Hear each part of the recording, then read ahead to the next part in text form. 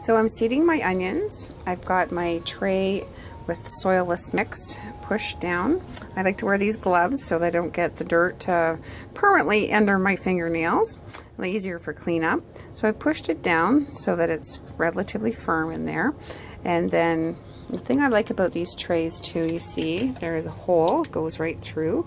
So therefore I will be able to water from the bottom these seedlings, and so the top will remain dry, which helps to prevent fungus and damping off, it's called, when it gets a fungus, and will kill the seedlings. Much healthier, much easier to keep them healthy that way. So what I will do is I have my little seeder, and the onion seeds are in the seeder as I showed you earlier. So I will just tap the seeder and try to get one seed, or you can do a couple if you want to, if you don't have as much room, as I'm planning on just giving each one of them some space here, because I have a lot of room in these trays and I only have 2 different types of onions. So as you'll see, one of them is coming out at a time. I'll just do 1 row to show you how it's done, and then just push them into the dirt and cover them up with a little bit of soil. Let's mix like that. They're all covered up. So the only thing, if they're too shallow, they will probably germinate just fine, but if they're too deep, they won't be able to get the light and they won't germinate. So too deep is definitely always err on the side of too shallow if you have to.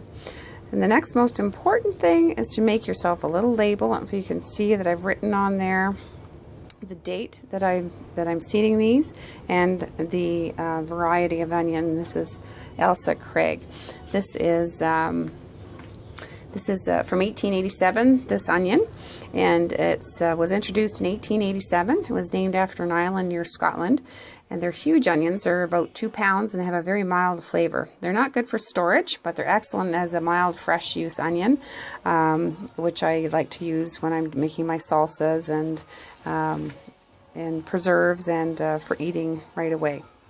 The other onion that I will be doing is called Yellow of Parma. It's from 1896, and it's an excellent Italian heirloom, which is one of the best storage onions available. And it's a large golden bulb, an average about a pound, and it's highly recommended for your storage. So I will just carry on with my seeding, putting the rest of the seeds in here, and then I will mark the area where I leave off.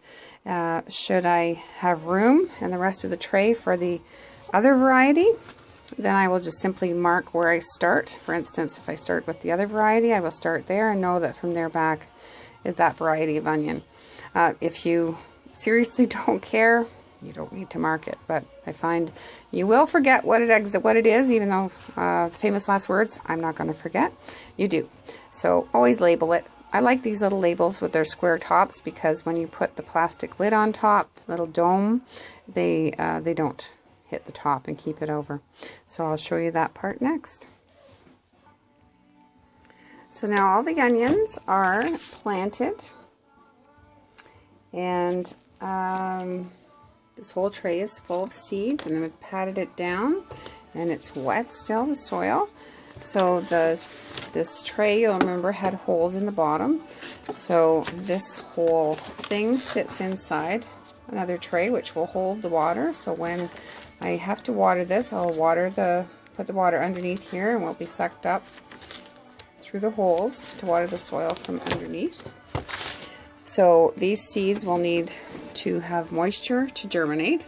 So I'll keep this little plastic lid on top of here until the seeds start to germinate. So when you start seeing little green sprouts coming through, you're going to remove this lid, just to give it air circulation. You don't want any fungus to grow. So this tray will be kept in just on my kitchen counter for now, or if you have a shelf somewhere where it's warm and light, they will germinate. Then I will put them under some grow lights and keep them there until spring, when they can go outside. So the grow lights will be on very, very close, about an inch or two, an inch above the growing medium, until the plants start to grow. Then I will keep trimming off these onions, they look like little hair when they grow, and I'll keep giving them a haircut to make them more stout and strong, and I will show you that as they grow.